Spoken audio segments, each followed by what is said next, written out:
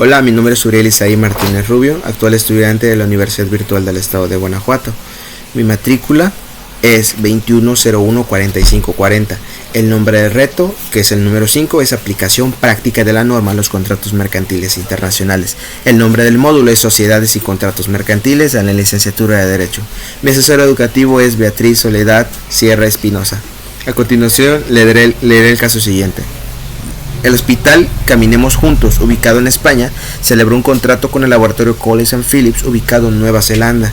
El objeto del contrato fue la adquisición de una caja de material de uso quirúrgico, 10 camas de hospital, 5 máquinas de oxígeno y una caja de apósitos y banditas adhesivas que el laboratorio entregaría al hospital.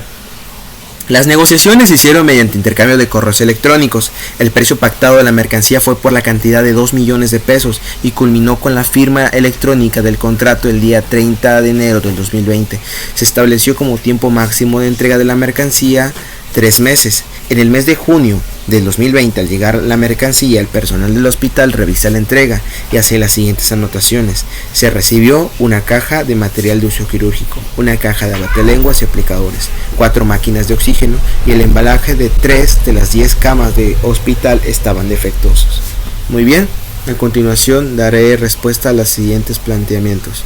La pregunta número 1 es: ¿qué tipo de contrato mercantil celebraron las partes?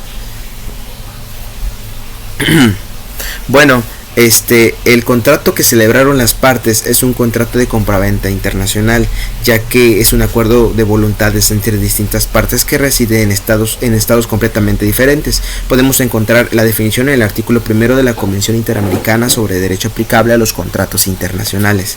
Cabe mencionar que este contrato de compraventa también se ajusta al artículo 3, así como el artículo 7.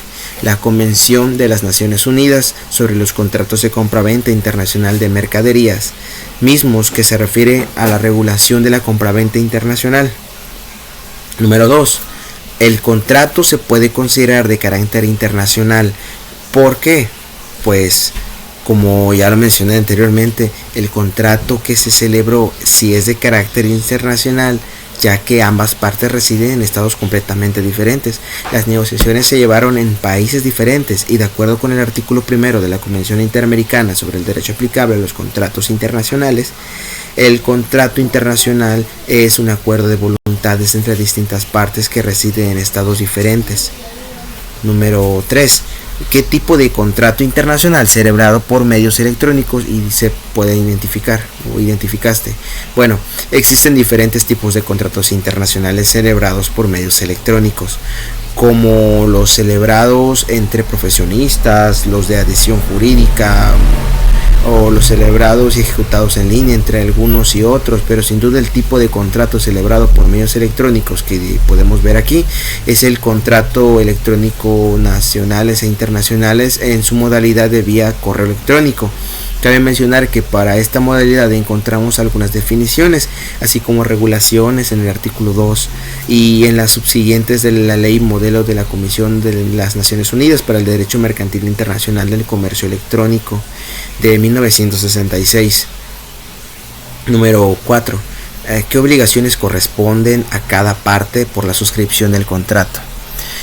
Bueno, podemos encontrar las obligaciones de que desde el artículo 30 y hasta el artículo 52 de la Convención de las Naciones Unidas sobre los Contratos de Compraventa Internacional de Mercaderías, algunas de estas obligaciones de quien vende son entregar o el de los objetos vendidos y su documentación en las condiciones que estipule el contrato, así como en la fecha, lugar y el plazo determinados en el mismo.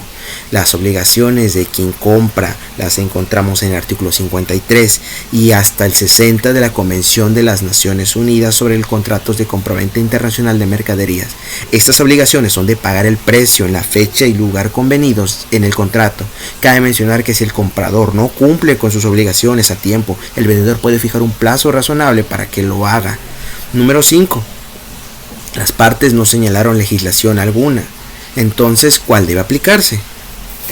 Existen distintos instrumentos internacionales enfocados a la regulación de los contratos internacionales, como son los convenios sobre la ley aplicables a las obligaciones contractuales de la Convención de Naciones Unidas sobre los contratos de compraventa internacional de mercaderías, la Convención Interamericana sobre el derecho aplicable a los contratos internacionales del 94, los principios del Instituto Internacional para la Unificación del Derecho Privado sobre los contratos internacionales del 94 y la ley modelo de la Comisión de las Naciones Unidas para el Derecho Mercantil Internacional sobre el Comercio Electrónico de 1996. Claro que en este caso específico puede aplicarse la Convención de las Naciones Unidas sobre los contratos de compraventa internacional de mercaderías.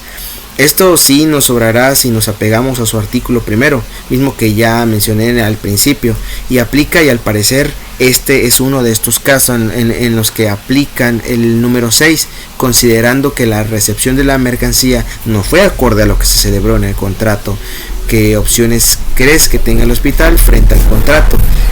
Bueno, considerando que el caso no menciona si el hospital efectúa el pago de la mercancía, y que en este caso de que no lo haya efectuado, aún el hospital puede prescindir el contrato, esto de acuerdo al artículo 73 de la Convención de las Naciones Unidas sobre los contratos de compraventa internacional de mercaderías, que contienen las razones por las cuales se puede resolver el contrato, y el incumplimiento de las obligaciones de una de las partes es una de estas razones. En caso de que el pago si haya sido realizado en el hospital, podemos solicitar la indemnización de estos, de acuerdo a lo dispuesto en el artículo 74 al 77 de la Convención de las Naciones Unidas sobre los contratos de compraventa internacional de mercaderías. Número 7. ¿Qué procede a la cancelación del contrato? Bueno, si ambas partes así lo acordasen, si es posible, y ciclo será la cancelación del contrato. Estoy de acuerdo con el artículo 29 de la Convención de las Naciones Unidas sobre los contratos de compraventa internacional de mercaderías. Cabe mencionar que si ambas partes no otorgan la cancelación al hospital, podría realizar el acto para dejar sin efecto el contrato, mismos que fueron planteados en la respuesta de la pregunta anterior. Bueno, y a continuación, y ya para finalizar, a manera de conclusión, voy a mencionar algunas de las cláusulas que considero muy importantes para prevenir conflictos en el contrato celebrado entre el hospital y el laboratorio Collins & Phillips. La primera cláusula importante es el contrato, la descripción del objeto del contrato, así como las consecuencias en caso de que la misma no coincida con los artículos que debe recibir el comprador, que en este caso es el hospital Caminemos Juntos. La segunda cláusula que podemos mencionar es el plazo para que el comprador realice el pago, ya que no se sabe a ciencia cierta si al momento de recibir la mercancía del hospital ya había realizado el mencionado pago.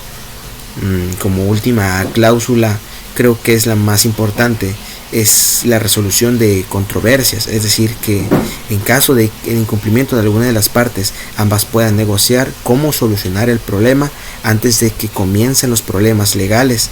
Por último, me despido y muchas gracias por su amable atención.